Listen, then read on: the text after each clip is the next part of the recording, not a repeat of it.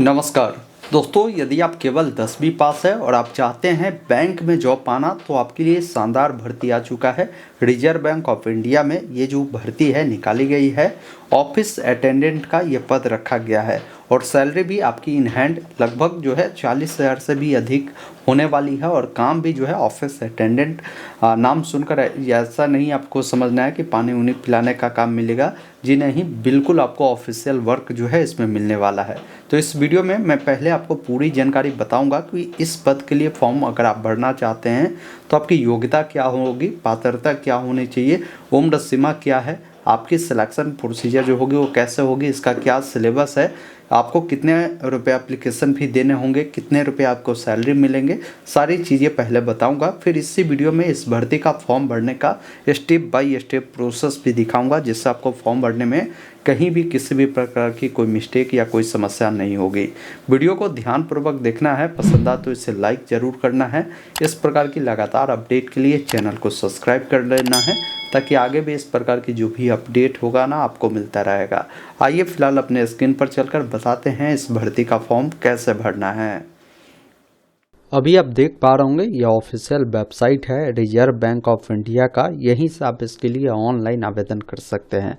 आवेदन करने से पहले कुछ बेसिक जानकारी जो आपको जानना बिल्कुल ज़रूरी है, तभी आपको फॉर्म को अप्लाई करना है। अगर आप नहीं समझेंगे फिर आपको दिक्कत हो जाएगा। सबसे पहला चीज़ है कि ये भर्ती जो है निकाला गया है, ये 572 सीटों पर है। ऑफिस अटेंडेंट पद का आपका नाम होने वाला है और इनका वेबसाइट है, इस वेबसाइट से फॉर्म को आपको अप्लाई करना है। देखिए, फॉर्म अप्लाई करने का जो डेडलाइन है वो 15 जनवरी 2026 से स्टार्ट है। 4 फरवरी 2026 तक फॉर्म को भर पाएंगे और 4 फरवरी 2026 तक ही पेमेंट को कर पाएंगे। इसकी जो परीक्षाएं होगी फरवरी महीने में ही 28 फरवरी से लेकर 1 मार्च के बीच में आपकी एग्ज़ाम होगी। बात करें वैकेंसी का, तो वैकेंसी आप देख पाएंगे किस राज्य में किस कैटेगरी के लिए कितनी भर्ती है वो जानकारी आपको देखने को मिलता है। और टोटल भर्ती जो है वो भी आपको यहाँ पर बताए गए हैं, जिसको भी आप एक बार ज़रूर देख लीजिएगा। नीचे स्क्रॉल कर आएंगे ना, एलिजिबिलिटी क्राइटेरिया को अगर बोला है कि फॉर्म ऑल इंडिया के जो कैंडिडेट है वो अप्लाई कर सकता है। फॉर्म जो भी कैंडिडेट भरेंगे उनका जो एज होगा 1/1/2026 के अनुसार काउंट किए जाएंगे। न्यूनतम आप 18 वर्ष के होने चाहिए, अधिकतम जो आप होंगे वो 25 वर्ष के होना चाहिए। आपका जो डेट ऑफ बर्थ का रेंज है वो भी आपको दे दिए गए हैं। अपर एज में छूट है, SC ST को 5 साल, OBC को 3 साल। बाकी कोई फिजिकल हैंडीकैप है तो उनको जो है जनरल AWS वालों को 10 साल, बाकी OBC वालों को यहाँ पर 13 साल और SC ST को 15 साल दिए गए हैं। बाकी बात करें क्वालिफिकेशन का, तो क्वालिफिकेशन आपका जो कंप्लीट हो जाना चाहिए 1/1/2026 तक कंप्लीट हो जाना चाहिए, मैट्रिक। वही यहाँ पर एक चीज़ और बताया गया है कि अगर मान लीजिए अगर आप ग्रेजुएट या मान लीजिए आगे जो पोस्ट ग्रेजुएट है ये सब अगर आप पास आउट है तो आप इसके लिए एलिजिबल नहीं है, फॉर्म को नहीं भर पाएंगे।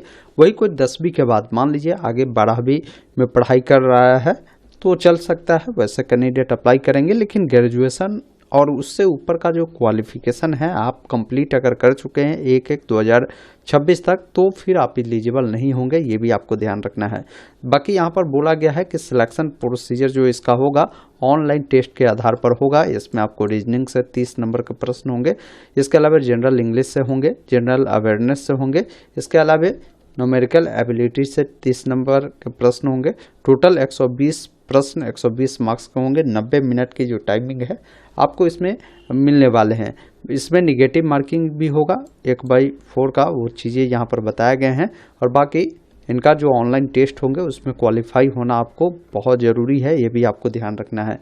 बाकी यहाँ पर बोले गए हैं कि इसका जो भी सेंटर है ना वो इनेक्चर आपको 7 में देखने को मिलेगा कि कहाँ कहाँ है वो देख लेंगे। और इसमें सैलरी जो आपका मिलेगा स्टार्टिंग बेसिक पे आपका होगा 24,250 रुपये और सब कुछ मिलाकर आपकी इन हैंड सैलरी जो मिलेगी वो 46,029 रुपये का आपको मिलने वाले हैं। बाकी वर्क आपका क्या रहेगा वो भी चीज़ें यहाँ पर बताए गए हैं।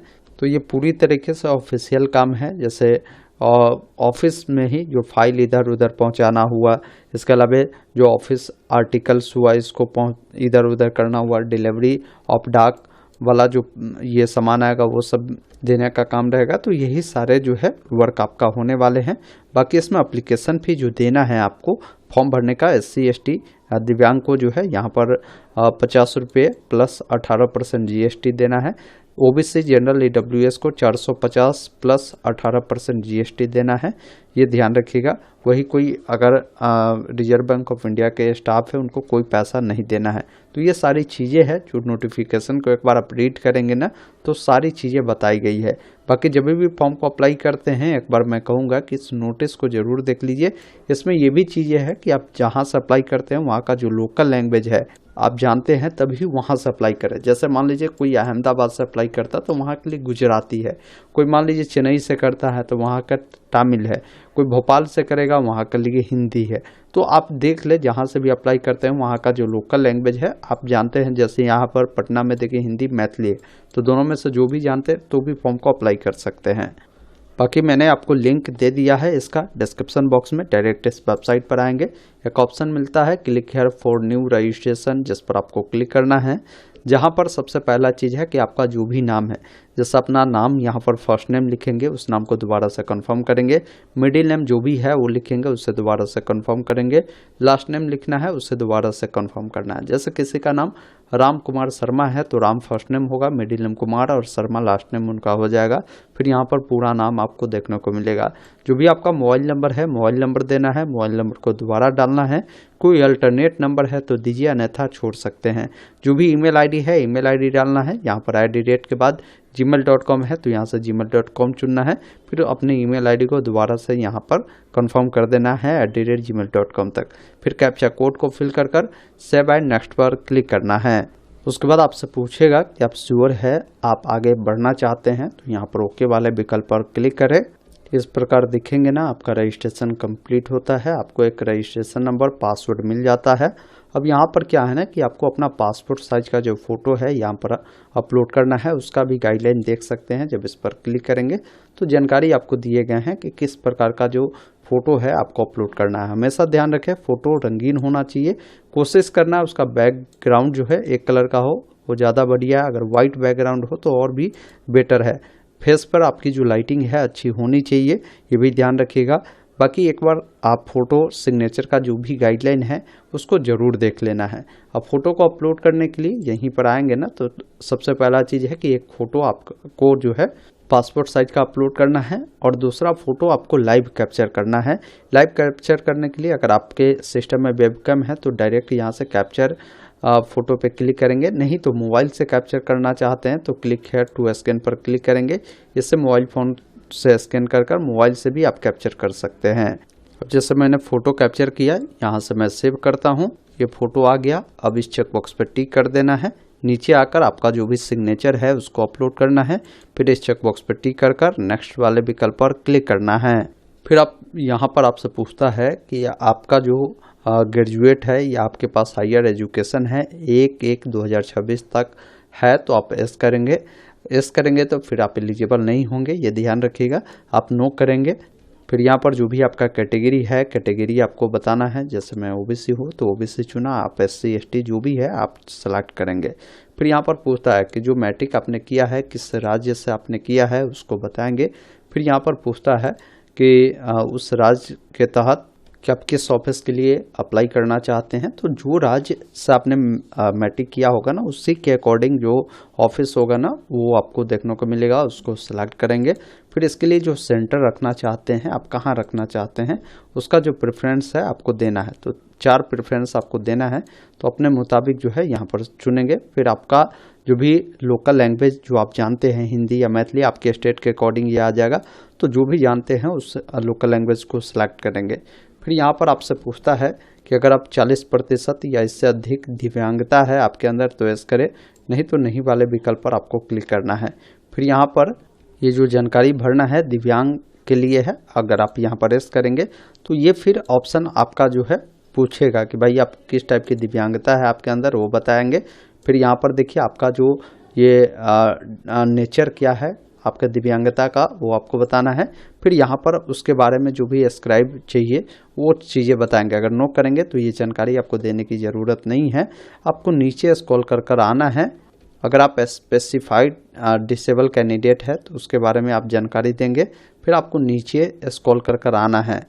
अगर आप एक्स सर्विसमैन है तो एस करेंगे, नहीं तो नो वाले विकल्प पर क्लिक करेंगे। अगर आप डिसेबल एक्स सर्विसमैन हैं तो उसके बारे में आपको जानकारी देना है। फिर अगर आप एक्स सर्विसमैन हैं तो उसके बारे में डिपेंडेंट ऑफ सर्विसमैन, तो उसके बारे में आपको जानकारी पूछी जा रही है, आप नो कर देंगे। अगर आप चाहते हैं आपको रिलैक्सेशन मिले, अगर आप विधवा या डिवोर्सी वोमेन है तो आप बता सकते हैं, नहीं तो नो वाले विकल्प पर क्लिक करेंगे। अगर आप जो है स्टाफ है आरबीआई का तो आप एस करेंगे, नहीं तो नहीं वाले विकल्प पर क्लिक करेंगे। एक्स एम्प्लॉय है आरबीआई का तो उसके बारे में आप जानकारी बता सकते हैं।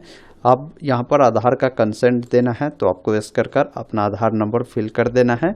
आपके पास पैन नंबर है तो पैन नंबर फिल करेंगे। फिर यहाँ पर आपको नेशनलिटी में इंडियन सेलेक्ट करना है। आपका जो भी लोकल लैंग्वेज है उससे आप पढ़ना लिखना बोलना जानते हैं तो आप एस करेंगे, नहीं तो नो वाले विकल्प पर आप क्लिक करेंगे। तो नो करेंगे तो फिर आप एलिजिबल नहीं होंगे। फिर यहाँ पर आपसे पूछा गया है कि आप जो है किसी ऑर्गेनाइजेशन में या किसी इंडस्ट्रियल में या किसी पीएसयू में अगर आप वर्किंग है तो आप बता सकते हैं, नहीं तो नो वाले विकल्प पर आपको क्लिक करना है। फिर आपका जो भी रिलीजन है आप उससे बताएंगे। फिर पर्सनल इन्फॉर्मेशन पूछता है जिसमें आपका जो भी डेट ऑफ बर्थ है पहले डेट मंथ ईयर को चुनेंगे। फिर अपना जेंडर को दोबारा से कंफर्म करना है। अगर जुड़वा भाई बहन है तो एस करें, नहीं तो नहीं वाले विकल्प पर आपको क्लिक करना है। पिताजी का जो भी नाम है लिखना है, माताजी का जो नाम है लिखना है।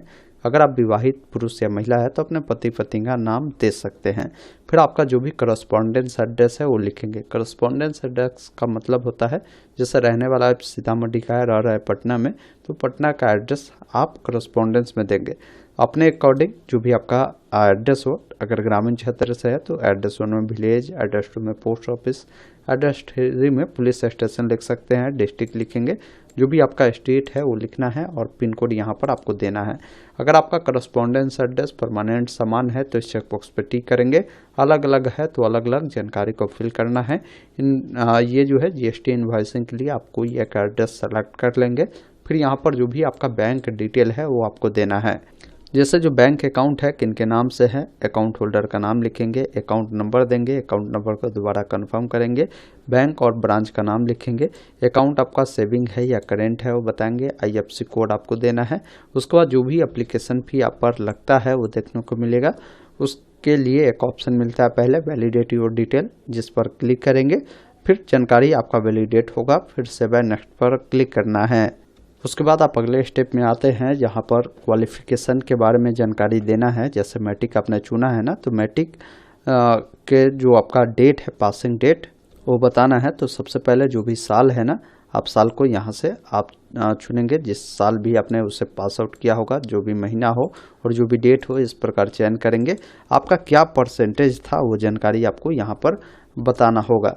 उसके बाद यहाँ पर पूछता है कि किस बोर्ड से आपने पास आउट किया है। बोर्ड का आपको नाम लिखना है, कौन सा क्लास है वो आपको बताना है, ये ध्यान रखिएगा। इसी अकॉर्डिंग अगर आप इंटरमीडिएट किए हुए हैं तो उसके बारे में आप जानकारी दे सकते हैं। इंटरमीडिएट जो किया है किस स्ट्रीम से किया था, कब पास किया है, क्या आपका परसेंटेज है, किस बोर्ड से किया है, कौन सा डिवीजन है वो आप बताएंगे। इसके बाद आप आगे की जानकारी नहीं दे सकते हैं, ये भी ध्यान रखिएगा। अगर आप प्रेजेंट में कहीं वर्किंग है तो इस करें, नहीं तो नहीं वाले विकल्प पर आपको क्लिक करना है। बाकी है तो किस पोस्ट पर काम किए हैं, कहाँ काम किए हैं, कितने दिनों काम किए, वो जानकारी आप दे सकते हैं। फिर नीचे आएंगे, आपको लैंग्वेज के बारे में बताना है, जो भी लैंग्वेज आप जानते हैं। जैसे मैंने हिंदी लिखा, आप जो जानते हैं लिखेंगे। हिंदी आप पढ़ना जानते हैं, लिखना जानते हैं, बोलना जानते हैं, तो इस प्रकार सभी पर चेक मार्क कर देंगे। फिर यहाँ पर वैलिडेट योर डिटेल पर क्लिक कर सेव एंड नेक्स्ट पर क्लिक करना है। उसके बाद आपके सामने फॉर्म का प्रीव्यू आएगा, जिसको एक बार देखेंगे। कुछ भी गलती है तो अभी बैक होकर उसको सुधार करेंगे। फिर आपको आई एग्री करना है, कंप्लीट रजिस्ट्रेशन पर आपको क्लिक करना है और यहाँ से ओके वाले विकल्प पर क्लिक करेंगे और यहाँ पर फिर आप कंटिन्यू वाले विकल्प पर क्लिक कर ओके करेंगे। यहाँ पर क्या है ना कि आपको लेफ्ट थंब इम्प्रेशन जो है यहाँ पर आपको अपलोड करना है। यहाँ पर हेड राइटिंग डिक्लेरेशन आपको जो है यहाँ पर लिखना है। हेड राइटिंग डिक्लेरेशन के लिए ये जो मैटर है, आप एक सफ़ेद पेज पर आपको लिखना है आई अपना नाम, बाकी यहाँ तक जो है आपको लिखकर यहाँ पर अपलोड करना है। फिर आपसे पूछता है, फिर यहाँ पर बोला गया है कि आप जो है जैसे मान लीजिए आपका नाम, date of birth, mobile number, gender, ये सारा डिजी लॉकर पर अगर है तो आप डिजी लॉकर से इसको कनेक्ट कर सकते हैं। एस करेंगे, ओके करेंगे तो फिर ये डिजी लॉकर आपको लॉगिन करने के लिए बोलेगा, वहाँ से आप अलाउ कर देंगे, ये कनेक्ट हो जाएगा। अगर नहीं करना चाहते हैं तो नो भी कर सकते हैं, ये मैंडेटरी नहीं है। फिर कैप्चा कोड को फिल कर सेव एंड नेक्स्ट पर क्लिक करना है। फिर यहाँ पर पूछेगा आप श्योर है, आप ओके करें। उसके बाद जो भी पेमेंट आपको लगता है वो देखने को मिलेगा। आपको कैप्चा कोड को यहाँ पर फिल कर नीचे आना है, सबमिट वाले विकल्प पर क्लिक करना है और यहाँ से ओके वाले विकल्प पर क्लिक करेंगे। फिर जो पेमेंट करना है आपको credit card, debit card, net banking या यूपीआई किस माध्यम से करना है उस माध्यम को सेलेक्ट कर पेमेंट करेंगे और इसका प्रिंट निकालकर अपने पास सुरक्षित रख लेंगे। तो इस प्रकार आप सभी कैंडिडेट इसके लिए फॉर्म को अप्लाई कर सकते हैं। दोस्तों अभी आपने देखा, मैंने आपको पूरी जानकारी बताया कि रिजर्व बैंक ऑफ इंडिया में जो भर्ती निकाली गई है ऑफिस अटेंडेंट के पदों पर, इसका फॉर्म आपको कैसे भरना है। उम्मीद करता हूँ आपने पूरी जानकारी समझा होगा। तो वीडियो को लाइक शेयर जरूर कीजिए। धन्यवाद। जय हिंद।